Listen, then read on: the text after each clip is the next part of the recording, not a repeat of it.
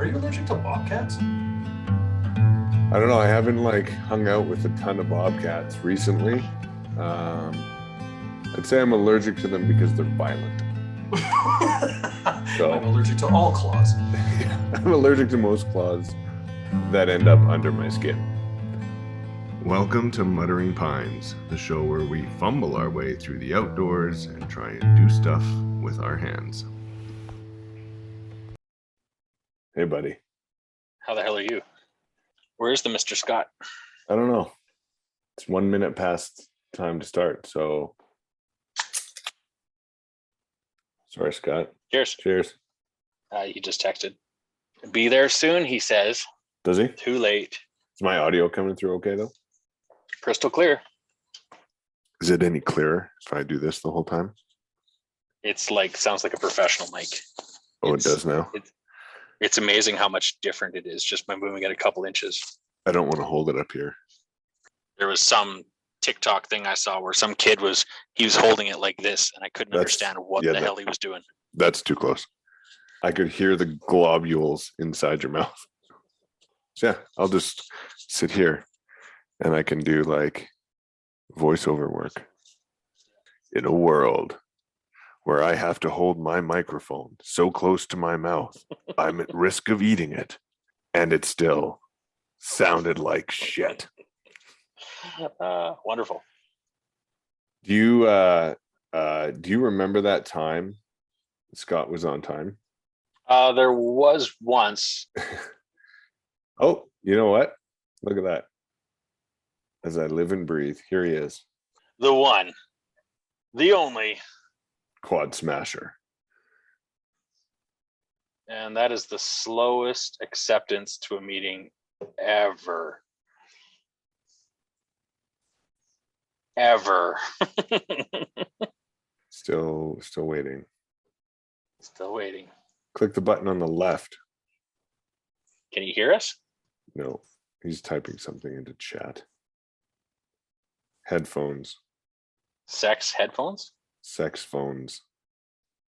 In a world where headphones had intercourse with you, introducing the all-new sex phones by Scott King. Pleasure for your head. Orally fornicate your eardrums.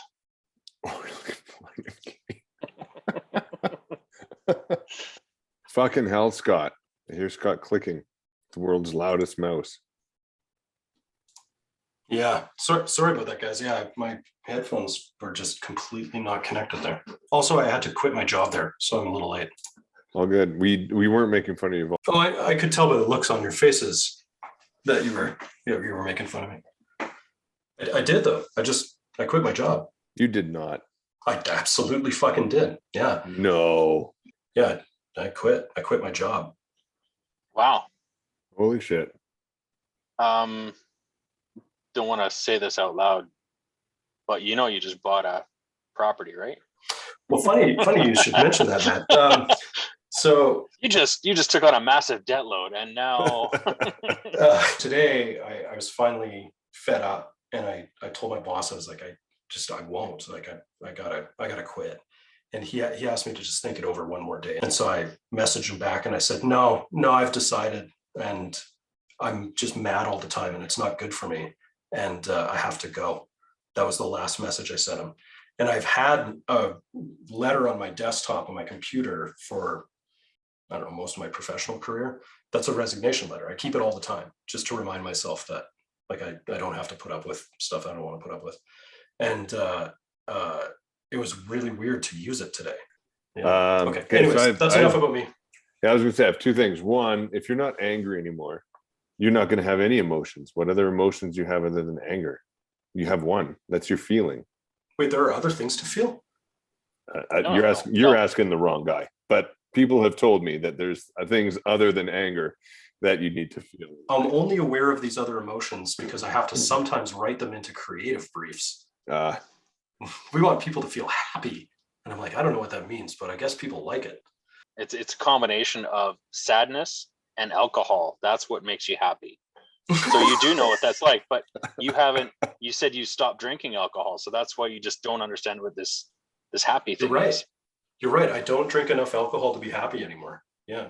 I like Yeah. that. That's good thinking though, Matt. Like you take two negatives and they become a positive. Two Mm-hmm. negatives multiplied together are positive. Everybody knows that. Yeah. The second question I wanted to ask you, Scott, is at some point, is this podcast going to be about something other than yourself? Because Matt and I have lives too, and there's stuff we want to talk about. Let's continue talking about my All right, and take it away. I'm kidding. Note to self: don't bring up anything personal for fear of hijacking a topic. 10 minutes is no, I'm just kidding. On another note, something that'll make you guys happy is that I've done it again. You talked to me and then had to shit your pants. I've done two things again. It's 27 degrees in here. Why is Again. it 27 degrees? Because again, I preemptively turned on my heater and forgot about it. And now it's 27 degrees and I'm sweltering.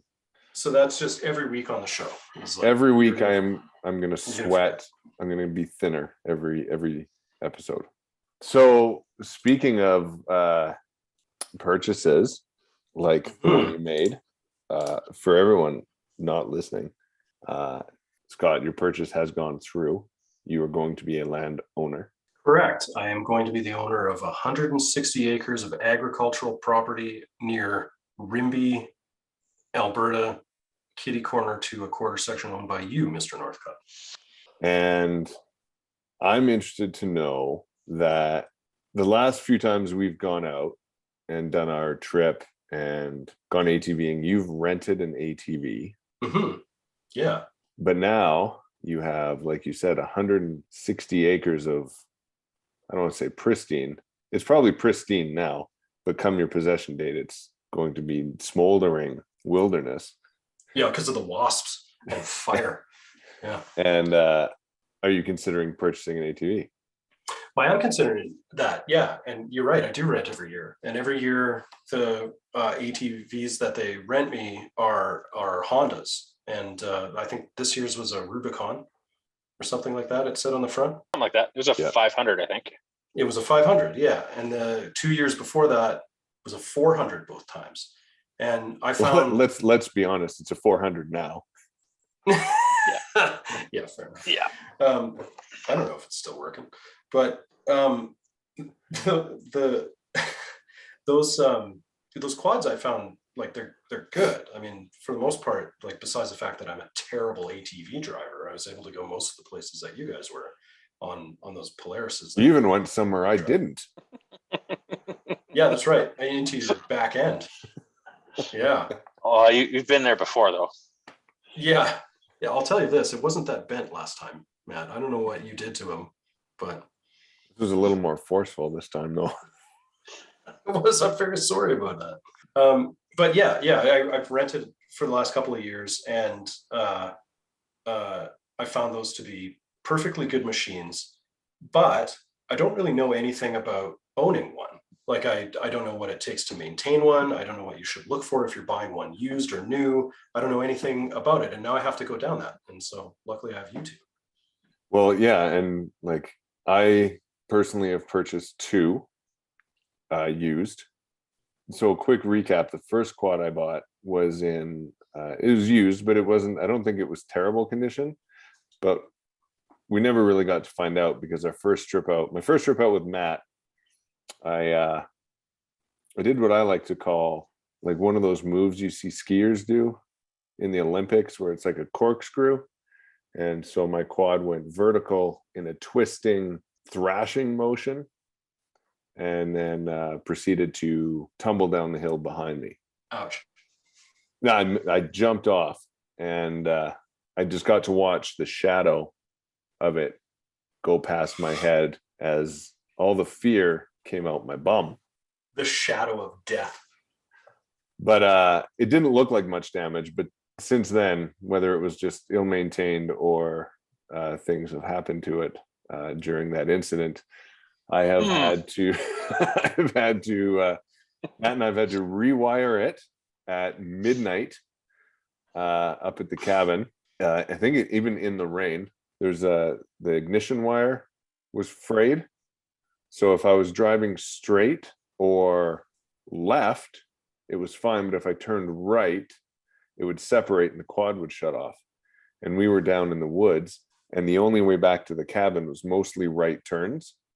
Oh, I forgot about this story. That's right. Yeah, so I had to gun it at an angle far greater than right, and then go left, left, left. And then when I oversteered, I had to crank it right super quick. And just as it was shutting off, I had to, so basically I had to lightning bolt all the way back up, and then we had to rewire it. So I've had to do that. I've replaced the rear differential because, well, it was cracked, and the, what do you call them?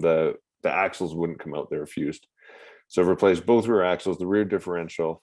Did you say they were fused or they refused? They were fused to Okay. the differential. They couldn't get it out. Same outcome. They refused to leave the differential. So even after taking it to the dealer with their specialized tooling, they were unable to remove it. And I think they're the ones that cracked it, to be honest. But You think so? neither here. Yeah, but hey, whatever. No proof. And then, yeah, the last time we were out, actually the last time we were out, I had to replace the front. Help me out here, Matt. What's it? CV boot. CV boot. Yeah. And then the time before that, where you think my wheel fell off, it was actually just the lower rear control arm that that fell off. So, and twisted. So I've had to replace that.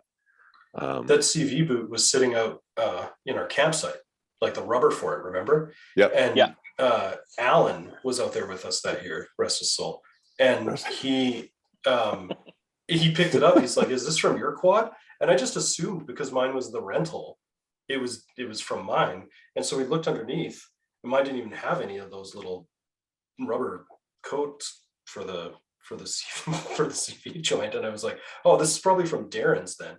And then Alan was like, "Oh yeah, it's a wheel part. It probably is." Yep. So yeah, long story short, I've had to do much maintenance to that. Oh, and I've punctured the transmission case, which I have fixed with JB Weld. Well, so I have a question, Matt, for you.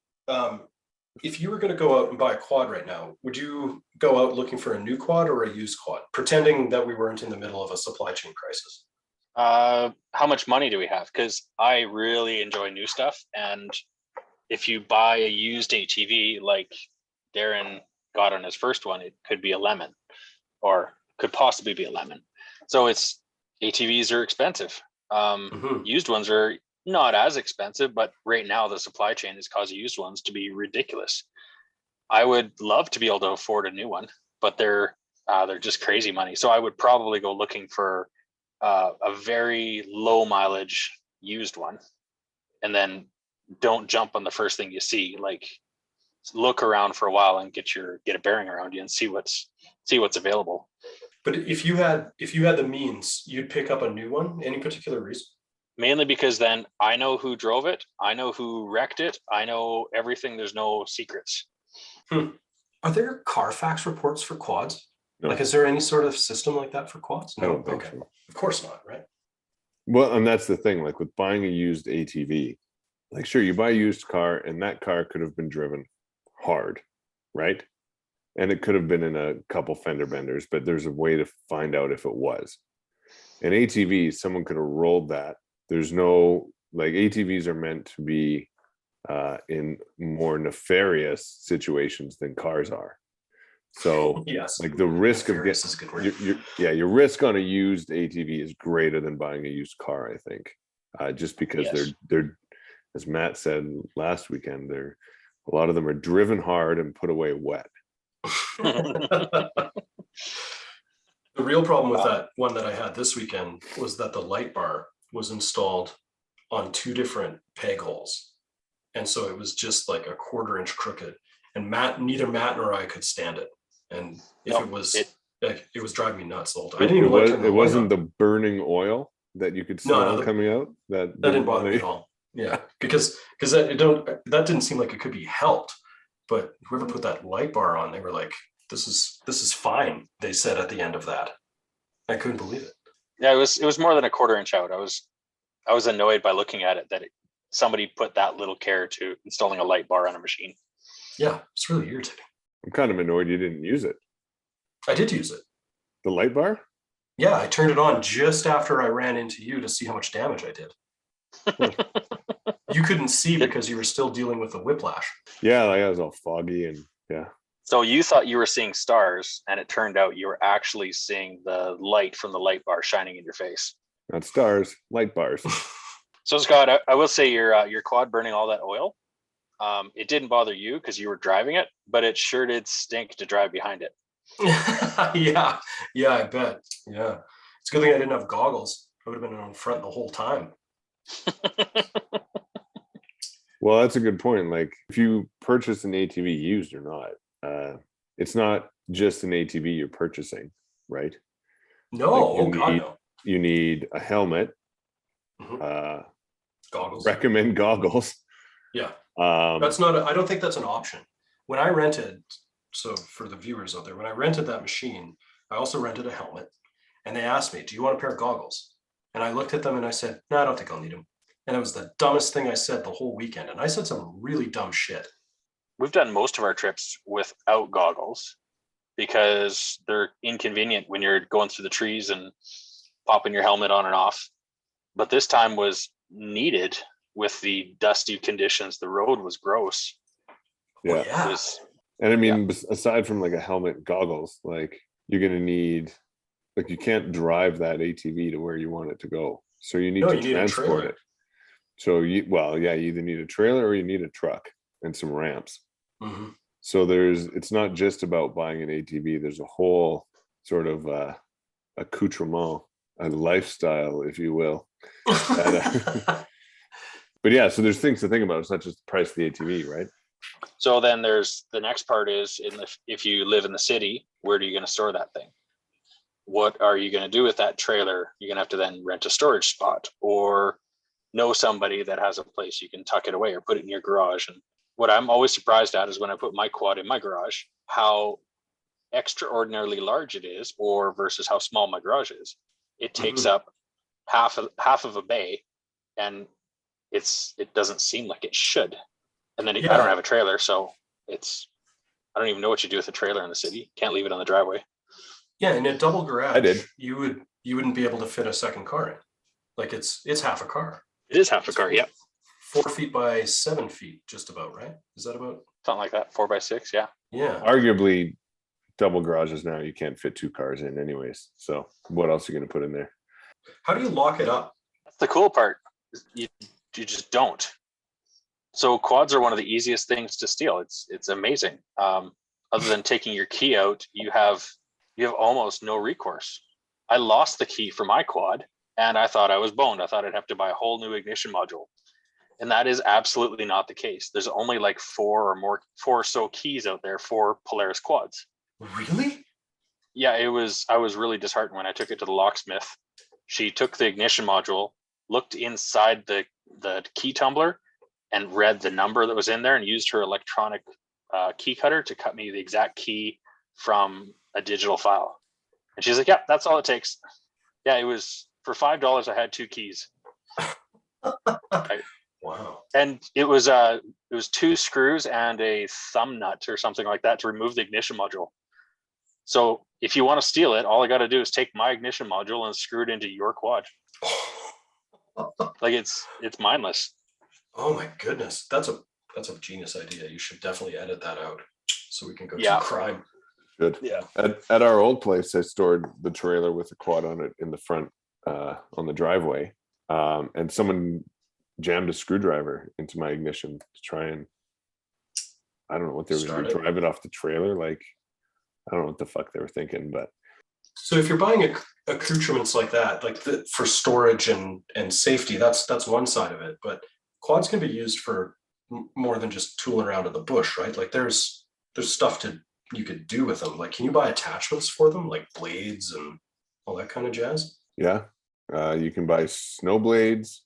That said, great for like driveways, like if you have a big shop driveway and stuff, but I wouldn't use it for like where you've bought. We put a snow blade on the one up in the cusp, and my brother Jade tried to shovel the snow, and there's just so much snow it damn near busted the axle off the quad. Oh, wow. Yeah.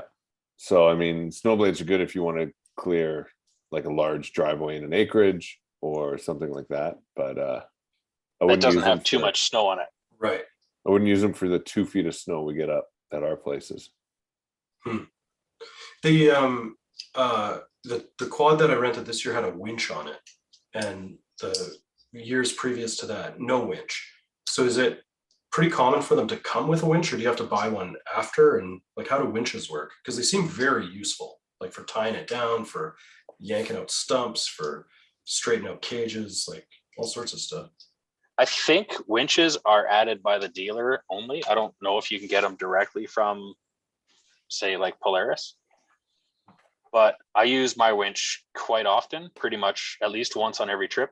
And if I get more dumb, then they get use them more often. I've pulled docks out of a river. I've pulled kids around reverse. I've pulled friends out of the bush. I've pulled myself out of the bush. It's one of those things that I use quite often.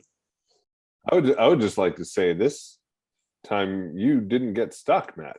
I know I was trying to keep it more controlled, and then I wasn't controlled, but it's fine. I tried. I believed in you. I thought you did excellent. Yeah, that tree didn't know what was hitting it. Didn't need the winch for it though. At least that tree Nope. wasn't your friend. No. So, Scott, with this quad of yours, there's all different types of quads. There's all different sizes and such. What do you want to do with it? What do you want to do with this so-called machine? That's a great question. The yearly trip, for sure, it's got to come out on that. So I think the quad's going to probably get purchased with a trailer that can fit like all of our vehicles. I think that would probably make sense because we have to rent one every year. But yeah, it's almost entirely recreation, except I wouldn't mind using it to do some trail clearing work at the property, like Darren's been planning on his as well. Like I think some of the smaller poplar that's up there, you could like yank it out and push it down and drive around, but mostly it's just for fun. Okay. Any opinion on how big of a motor you want to put in it? Like that Honda you were driving was a 500. Mine and Darren's are 850s, but you've driven 400s. I own a 350, and they do different things. Different things are better and worse. I will say that I couldn't have, like, other than the size of the quad itself, I don't think I could have told you there was any difference between the 400 and the 500 Hondas that I drove. I didn't do anything that would have revealed that extra 100cc. I think a 500 would be fine for my purpose. I think the bigger the motors on these ATVs, basically they just go faster.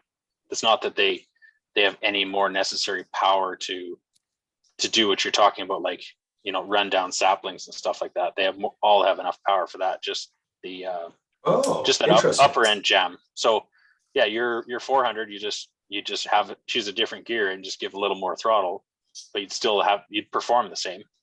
Right. Yeah, but it's not like a torque thing.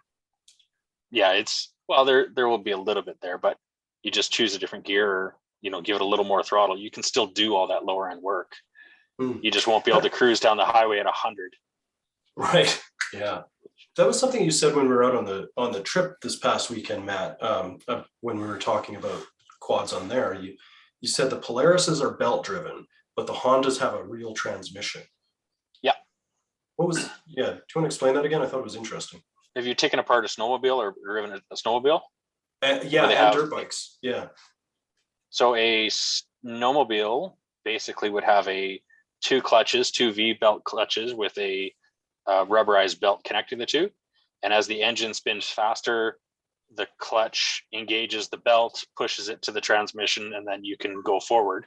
And the faster the engine spins, it changes the way those clutches behave, and it can push the power at different speeds, variable speeds, to the transmission on a snowmobile. And that's the exact same thing will be in a Polaris quad. So you have to be careful on something like that. You can't just feather the throttle, because you have to get that belt to engage and push, or you just create a bunch of friction and you burn your belt out. Where Honda has a proper transmission, and it has gears, so it's not as actively, it's not as it's not as seamless as the Polaris or the snowmobile transmission will be, but you have a definite metal gear that's contacting, and you can do a lot of low speed, low end work without worrying about slipping this stupid belt. And like you could fry a belt in a couple of minutes without a problem. Huh. And you'll smell it immediately. As soon as you slip that belt, it smells like a burnt clutch. So is there any advantage to the belt driven one? Cost. It is, eh? There's few moving parts. It's simple, but yeah, it's prone to that belt failing. You can swap that belt out fairly easily. Not in ours. Oh. Yeah. Well, I'm wrong then. So why is that? Like, what makes it difficult on the quads that you have currently? Well, Darren and I own that 850, so its belt is in front of the rear differential, underneath the rear seat.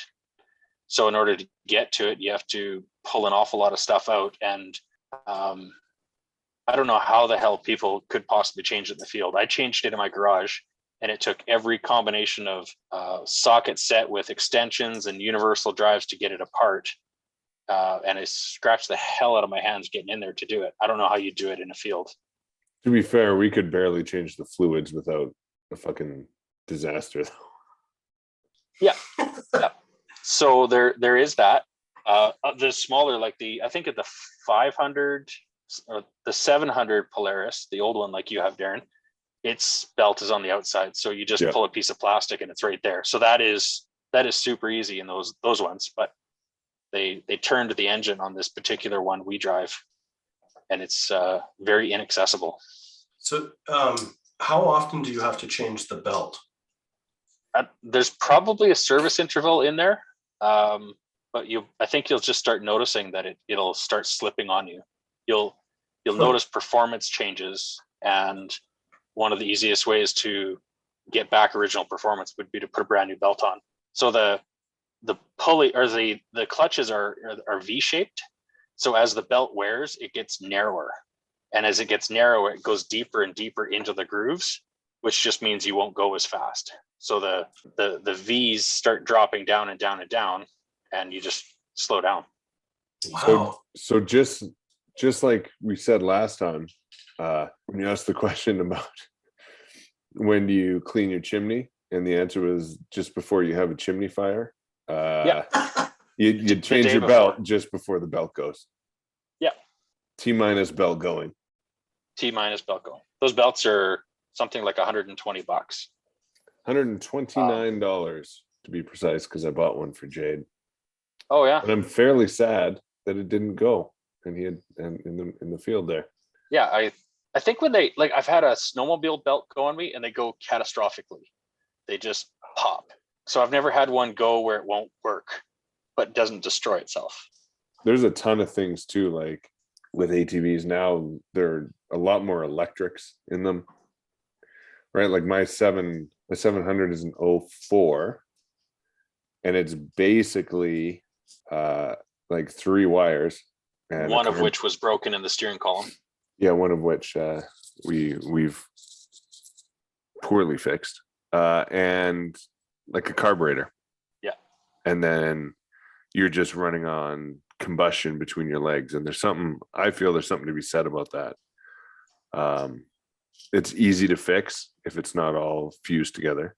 It's easy to break quirks too. The Honda this weekend, when it would get stuck between gears, it had only electronic transmission. Matt, you even tried to find the manual shifter for it with that little piece of iron, and I still never did find it. Yeah, and like with the electronics on that one, it's so heavily reliant on it that once it's stuck between gears, you're kind of shit out of luck unless you can push it far enough to re-engage the transmission. Like there is something to be said. Like I had an old Chevy, like an 87 Chevy that was the same. It was just like a big engine. You climb into it to fix it. There was like 8 parts. I mean, there's something to be said. There's a feeling of just having like pure petrol spewed into a combustion chamber, and that explosion creates raw guttural power between your legs, and that's all you need to worry about. That and a few joints. It's like you're in advertising or something like that. That sounded really good. In 2000, hey Polaris, you can use that in 2004 for your ad for the Guan. But to counter what I just said, my new one is an 11, I think, and I will tell you that power steering. Power steering. A bit of a dream. Yeah. Like following you guys this weekend with just 2 fingers. And your camera up. Camera up. Facing the wrong way. Didn't get to see anybody rear-end you. I wonder who did that. Yeah, fuck. If only I'd known. It's a mystery. He's left through the small door again. Oh, did he leave? I wasn't. With the Bluetooth headphones. So if we're lucky, he's getting a beer. If we're unlucky, he's expunging his bowels, and we get to hear it all. The travesty that is his dinner this evening.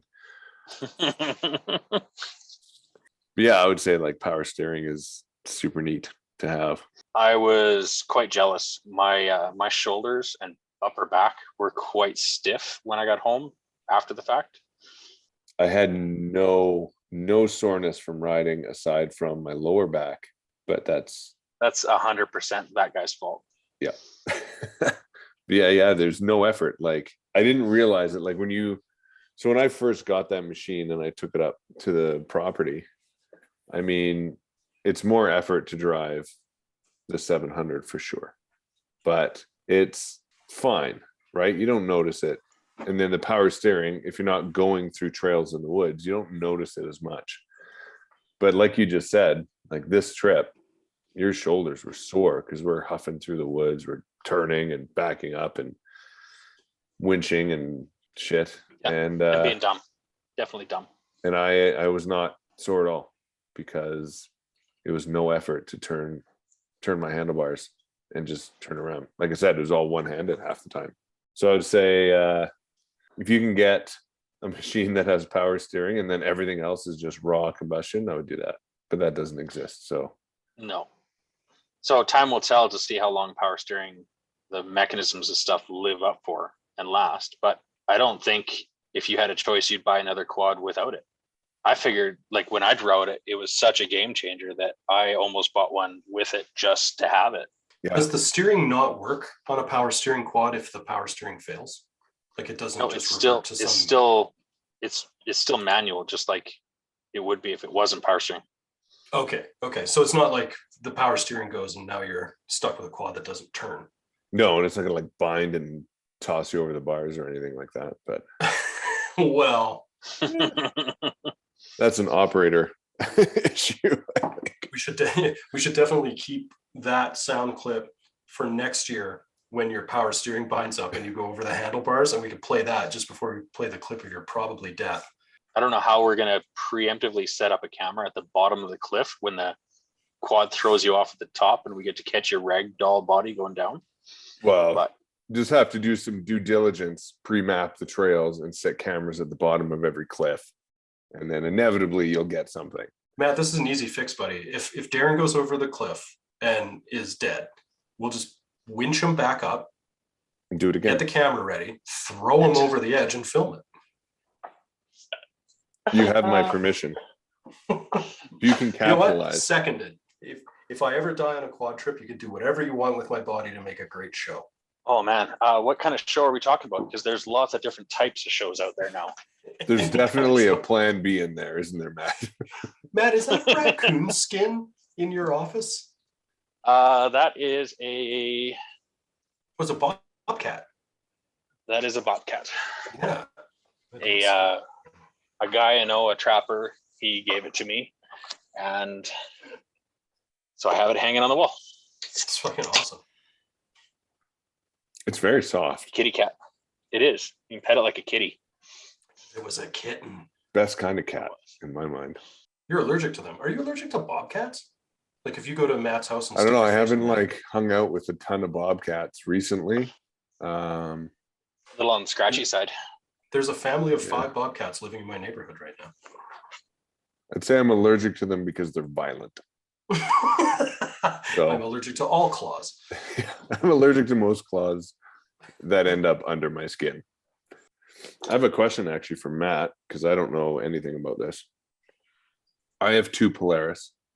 Matt has a Polaris and a Honda. And I know Matt prefers Hondas. What do you know about the other brands? Like there's Can-Am is a big one, Kawasaki. That's all I got off the top of my head. But then like, there's Yamaha, Isn't there one that starts with A? Arctic Cat? Arctic Cat. I don't have a lot of firsthand experience with a lot of those. I have opinions, and my opinions, I think Arctic Cat are absolute garbage. They're sold by Bass Pro. They're just junk. Let's just go with that. Their skidoos might be fine, and like Arctic Cat skidoos are probably great, but yeah, I have zero good opinions of the Arctic Cat ATVs. Can-Ams are, I believe they're a Canadian built machine. They're amazing pieces of technology. Maybe they're Canadian, but they, at least one time they were. They are competing for power with Polaris really well. Like they have high horsepower machines, high spec machines, but I've heard brutal things about the reliability of them. And if you Google it, I'm sure a lot of that stuff is backed up out there. Not saying they're all garbage, but I've heard of reliability issues with the Can-Ams. Have you ever looked up the like reviews on Polaris? Like, is it just like there's reliability issues with all things? Absolutely. Yeah. There's no doubt. Except for Hondas. And that's my soft spot with Honda is if you ever want an engine to start ever, it's going to be a Honda that'll start first. Everything else will have some issue with it. An old piece of shit lawnmower, if it's a Honda, it'll still start. So I have high praise for that. And I believe from my experience that it carries through into their ATVs. Now, Honda doesn't have the 1000cc quads like everybody else does, and they don't go for racing machines and all the other crap. They stick with one or two genres, and they're quads that just go and they just keep going. And actually, that reminds me. Now our 850s don't have this, but your rental did, Scott. And I think most brands, like I know Polaris does when you get below the 700s. So if you don't want something that has all the CC guts like a 700 twin or an 850, a very, very handy feature to have on those lower models is a pull start. Yes. Yeah. Because when your battery inevitably shits the bed, you can still start your machine. And so anything 850 and above doesn't have that? It's just not possible. 700 and above. 700. My 700 doesn't have it. Is that an engineering thing or is that I think that I was told they're just too big of an engine to turn over by hand. Huh. I can see that. Yeah. Interesting. The 850, the engine's turned. So it's opposite to, or it's 90 degrees to every other engine. So they cannot put a kickstart on it, even if they could. But yeah, it's that huge displacement, which I ran my battery dead winching a couple times, and it's not fun because you cannot start it and you're fucked. And you can't bump start them. They're not like a motorcycle. No, because it's got the clutch. If you had a geared like a motorcycle, you could bump start, but yeah. And actually, Matt, when you were winching somebody's bumper this weekend, I noticed. Oh, it was mine on that rental because it was pushed in, and that company doesn't care, so we can just say it. That's fair enough. That's what I. That's okay. I also was winching my own bumper, so yeah, we'll just go all around. Say the bumpers are. Let's go back to that list of things that you need to have on a quad. And if you want to have any lifespan out of your headlights or plastic, you need to have a proper bumper on front and back. Now, a bumper on the back, Darren, would have saved you from some other stuff. No, it would have saved Darren's quad. A bumper on the back would have saved Darren's quad. Yeah. The bumper would have taken the hit. I did not realize Darren's quad didn't have a rear bumper. Of a quad without a bumper is ludicrous. It's ludicrous. They look cool though without the bumpers. Bumpers always look, in my opinion, dumb on quads, but Huh. But Matt, when you were winching, I noticed Yeah, that even sorry. though your quad was running, you were revving your engine while you were winching. Is that because even though it's running, they don't charge on idle? They charge a little bit, but the winch pulls so much power that's how I killed my quad the one time when I was winching out. Is I didn't rev it. I was just letting it do its thing, and it sucked the battery dry to the point where it stalled, and then there's no juice to start it. It sucked the battery dry while it was running. Yeah. Huh. And then I was really, really stuck. You guys have beer? Yeah, but Yeah, we just got beer. What are you drinking?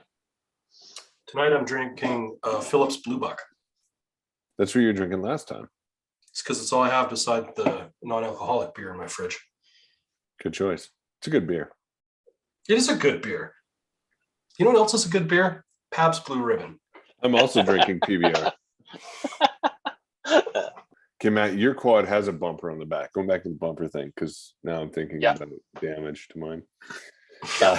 It's just something that Scott's face reminded me of. So clearly mine doesn't have a rear bumper. Yours does. Yeah. Is that something that you can add aftermarket? I think they're pretty much only added aftermarket. Oh, really? Oh, So really? when you buy one at the dealership, it's not like, here's one with all the bumpers ready to go. So going back to our new quad conversation, that means that's another thing on a new quad you got to account for is buying bumpers. Yeah, like the quads from the dealers are going to come as an ATV that drives. So then if you want to put storage boxes on it, bumpers, hitches, Right. winches, light bars, all that shite, that's all on you, and they charge a lot of money for that.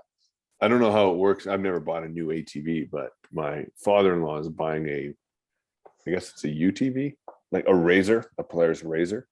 Is that the side-by-side? Yeah.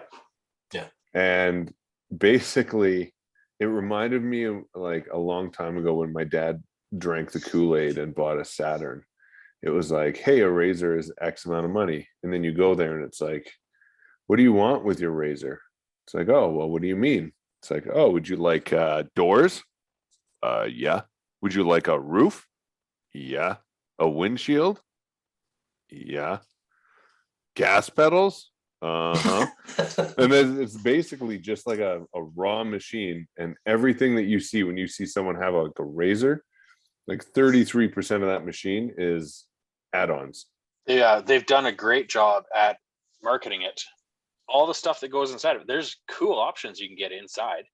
There's heat and air conditioning you can have pumped inside those things now. He's getting the heater in there, and yeah, all Is of a he? sudden you're at $30,000. Yeah. Like 30? 30 Yeah, grand they're for a Razor. so expensive. Yeah, that's not totally out of line either. Like, Well, no, what's a new quad now? 12?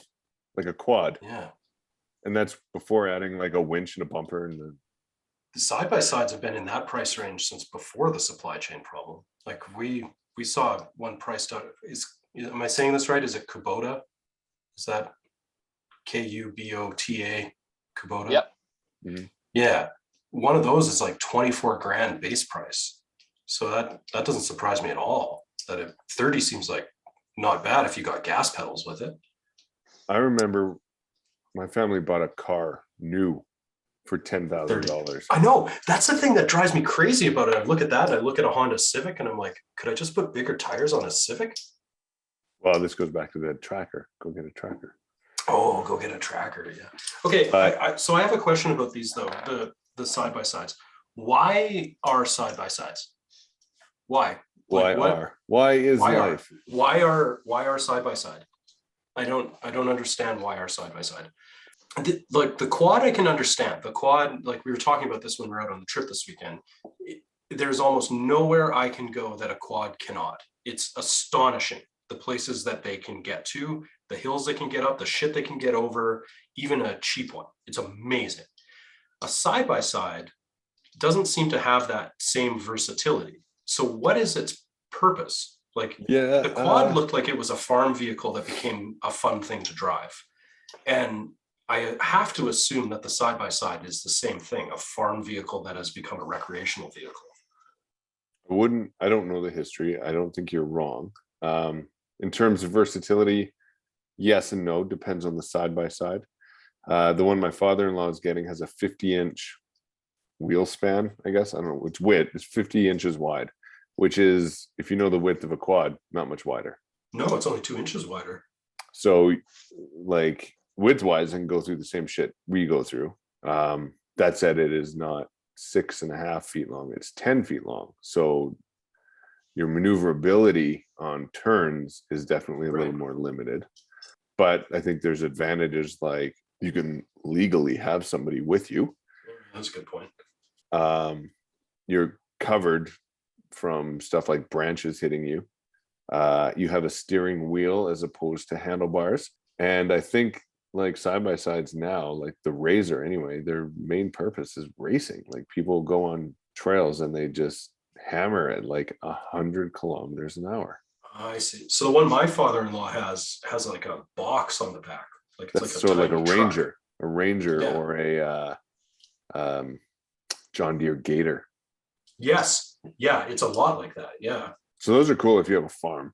Wait, does John Deere make a quad? I would like a John Deere quad. They make a Ranger, or not a Ranger. What did I say? Gator. A Gator. A Gator. So it's a side-by-side with a little truck bed in the back. But when you sit inside a side-by-side, they're much lower to the ground. Like when you sit back, you're in a bucket seat, you're reclined and down in like a Razor. So your center of gravity is low. You can go faster reasonably. When you sit up on a regular quad, you sit basically straddling a horse. Yeah. You're very tippy. But I think each has their benefits. If you're going with a family and you don't want to bring 2 or 3 quads for your family of 2 or 3, then one of those side-by-sides, you can get them to hold 3 or 6 people. So they're kind of they're not a terrible investment for something like that. I don't really like the idea of trail riding on a trail that's 10 feet wide, and it's just, those are called roads. So you're riding roads. Yes, I'm with you. Yeah. I told some of my coworkers today that like what we were up to this weekend. Like I said, on Saturday we did 100 and some kilometers on mountain trails and quads, and there's lots of outdoorsy people where I work, but none of them. Wait. Where you work? Where I worked. You're right. Holy shit, I'm unemployed. Better crack another beer. No. Nothing You better to lose. save that. Anyway, I don't even know what the point I was trying to make there was, but Story of my life. quads are- That's quads gonna are be amazing. my biography. Don't even know what the point there was. What's the point, Darren Northcott? Or like extremely underwhelming.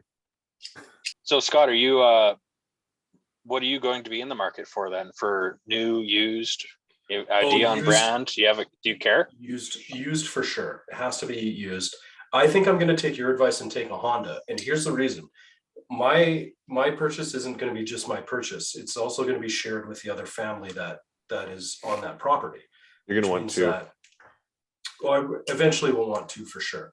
But for now, I know that lots of other people are going to be driving it. And so the idea that it is easily maintained, starts reliably every time, and the fact that I, as somebody who had never ridden one before, was able to just hop on one and follow you guys around on the trails a few years ago, even a 400cc one, makes me think that the Honda is the right pick for something that's going to be used by multiple people.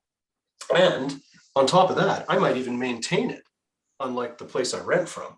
So it could last for decades. That's my question, Matt. You have a 350 Honda. Yeah.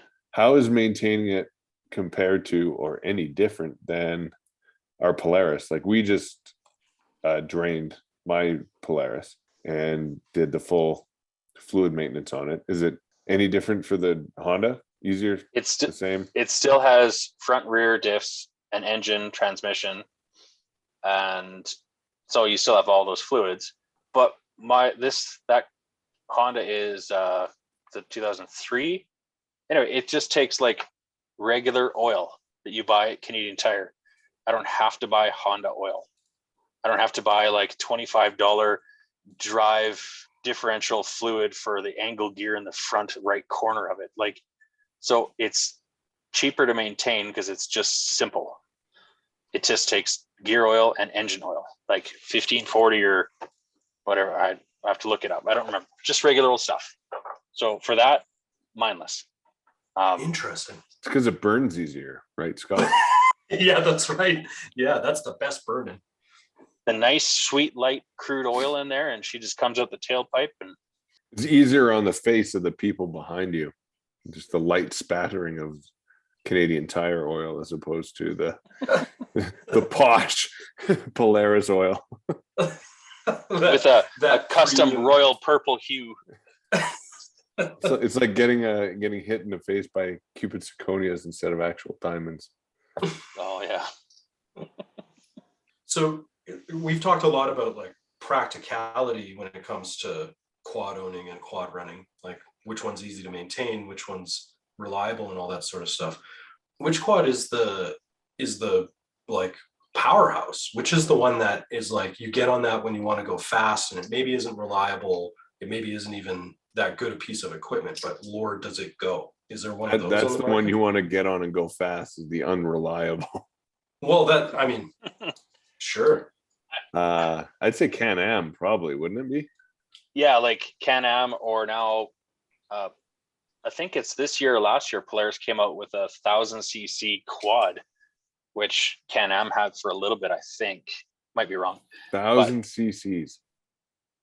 It's What do you need 1,000? Maybe it's because I'm old now, but what do you need 1,000 cc's for on a quad?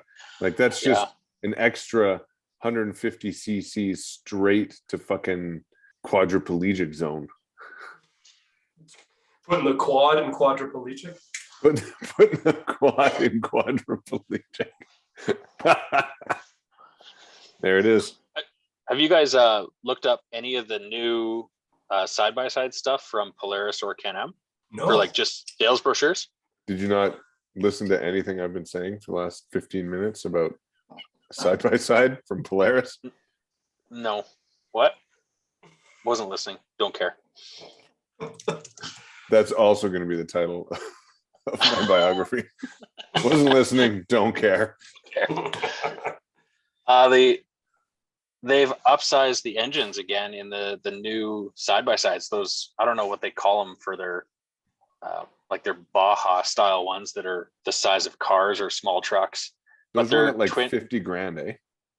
Yeah, we're right up to 50 grand, and they have turbocharged engines producing 250 some stupid horsepower. You can do all-wheel drive burnouts on asphalt. It's crazy. So if you want to go fast, and just for the sake of going fast, you go in one of those things. Go find a sand dune and go roll yourself down it. I don't recommend, especially at our age, going for anything over 850 cc's.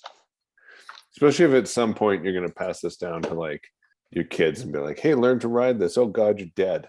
Yeah, exactly. That's exactly what's going to happen to it. Like I think the one you had, a 500, like a 500, or in Polaris, I think it's a 500 HO. Like those, I don't think there's much wrong with that for what you need it for. I wouldn't go lower, but keep it between 5 and 7. I think you're totally fine. Yeah, I felt totally comfortable on the 5. Again, I didn't like feel much of a difference between it and the 400s that I'd ridden the 2 seasons previous. But I felt it.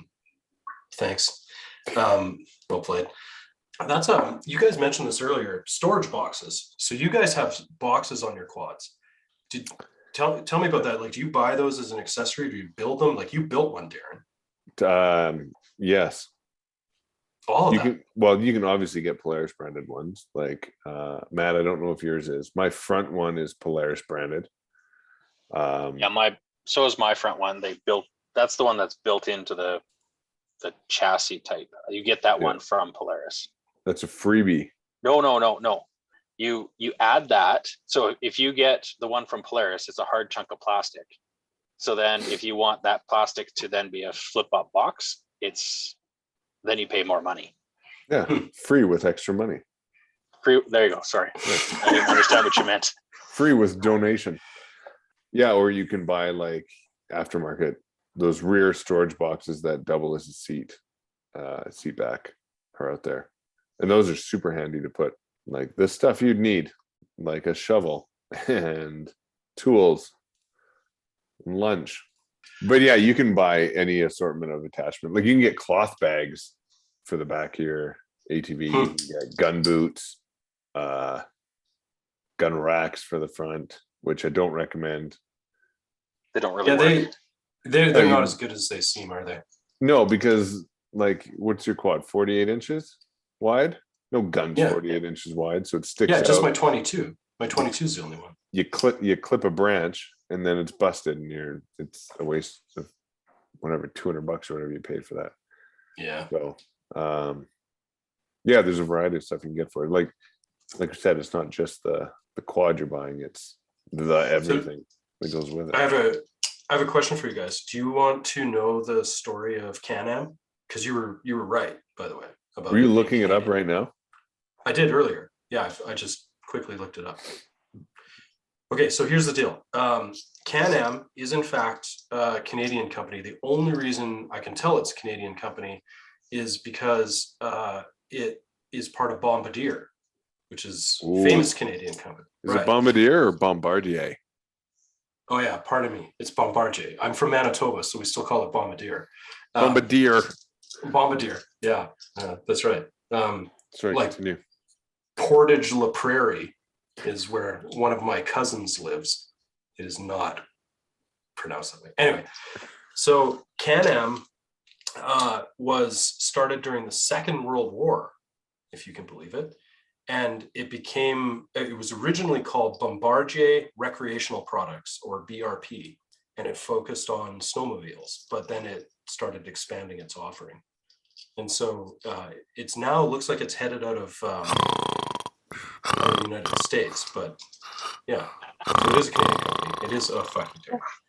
Oh, I'm sorry. The concussion I gave you, is the concussion still bothering you? I'm sorry about that. No, it's the pain medication he has to take for his slipped disc. To be fair, I already had a bit of a agitated disc, and I really thought that you would have like pushed it all back in. But it's not the case. You've definitely fucked up a different disc. Yeah.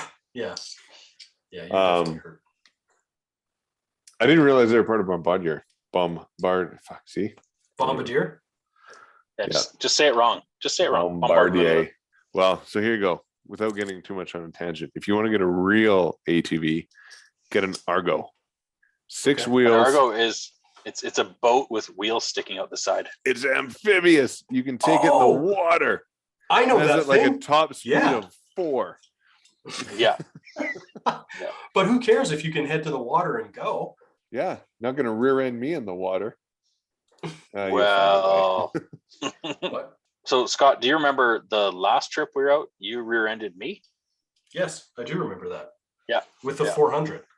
That was not the incident that pushed the radiator into the fan from that same 400 that I had the next season. Somebody else did it between my trips. Ridden hard, put away wet. Put away wet. Also the title of my biography. Yes. Here's my big question for the day then. Unless you own property or you're like part of a group where you go out every weekend, is it worth purchasing a quad or an ATV versus renting one? Okay, well, let's do the math on that. If we want to do it from just a cost perspective, every season that I've rented, including the price of the trailer, has cost me about $400 in total. That's for 3 nights with the quad and a trailer, even if it's so one weekend. Trailer. One weekend. That's one trip, right? Run one trip a year. So at the cadence that I was doing them, sure, I should never buy a quad ever. Like, it's untenable. But if you do I guess 3 trips a year. If you do 3 trips a year, now you're into warranty territory for the price of a new quad. So you have to be able to justify 3 full trips a year to not be renting, in my opinion. But that's at your, was it your daily rate was something like $150 a day? Yeah, Which somewhere around that. That is free. Yeah, which is, so I had a friend one time that pointed this out to me when I was in my 30s. And you remember when you're in your 30s and you had to go to weddings all the time? And it was really irritating. Yeah, right. Yeah. Here comes funerals. Yeah. This friend of mine pointed, Jesus Christ, you're right. This friend of mine pointed out to me that. Well, let's be fair. People are going to be going to our funerals. I don't think we're going to be going to many funerals. Yeah. That's also probably true. You're right. I'm not going to have to go to many funerals. Nobody's going to my funeral. There are 12. We're not giving you a funeral. I don't want one. There are 12 summer weekends a year. That was the point my friend made to me. And the point that friend was making was, it's a lot. Like when somebody's like, can you come to my wedding this weekend? They're asking you to give up a material amount of your summer by a long shot. And when we're talking about this quad rental thing, if you can do 3 trips a year is the amount where you should start considering purchasing one. That's a quarter of your summer that you're spending on a quad. Do you think most people spend a quarter of their summer in a quad adjacent territory? No. Yeah. But I think people that want to buy or want to enjoy an ATV would have no problem spending a quarter of their summer. Yeah. It's one of those things that you could also, you buy it, say this year, you think you're going to really like it. So you go hard and you go, 5 weekends this year, maybe next year you do 3 weekends, and then you get tired of it and you sell it in a couple of years. You're like, wow, that wasn't for me, but you still definitely got your value out of it. The machine's still relatively new, and you're on to other things. That must be where most quads on the market come from, right? From bankruptcies and lack of interest. Definitely lack of interest. There's machines out there that are, going on a decade old and still only have, would that one have like 800 kilometers on it? Which one? That one we looked at along with yours? Yeah, it had less than. Yeah, it was like mine had 1,100 and it had a 9 something. 9. They're measured. Yeah, they're measured in kilometers, not hours. Both. They're both. Oh, they're both. Oh. I'm not sure which one's more beneficial. Yeah. Do you guys both look at kilometers when you're purchasing, or does hours matter to you? Do you look at both? I don't really have anything to stand on to say if hours are bad for them, because that just like low speed idling or just low crawling speeds. I don't know. I pretty much only go on kilometers. So are you, what's your next step here, Scott? Are you going to start looking new, or are you going to look used? No, I'm only going used. I don't see any good reason to buy a new quad.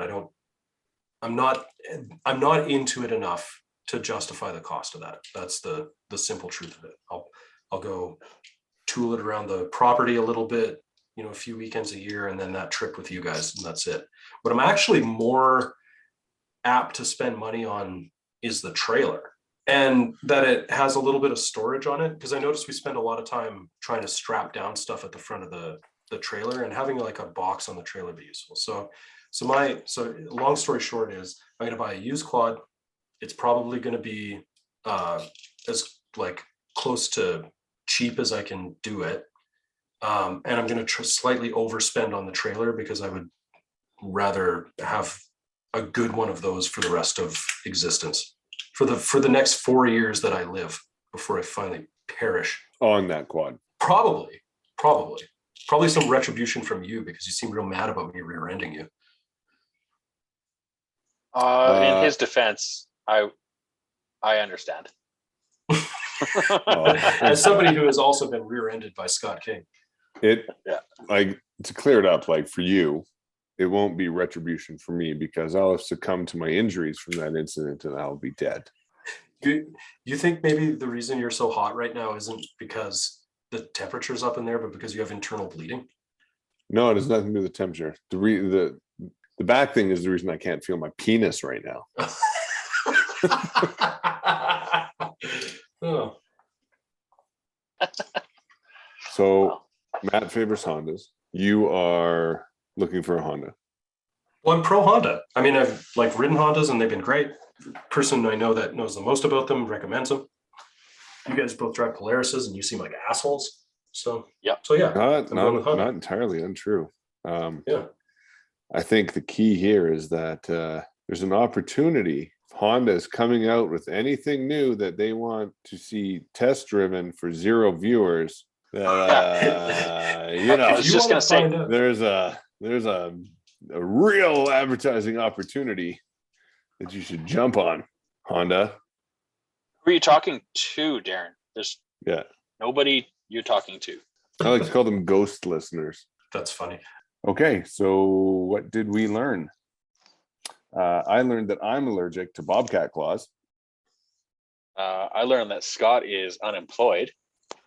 I learned that Matt doesn't listen or care. That is true. Quite you. There you go. On that note, Okay. I think there's plenty of misinformation on this episode, and it's probably time to give it a bit of a rock and jam the transmission on this thing into park. Yeah. Thanks for listening.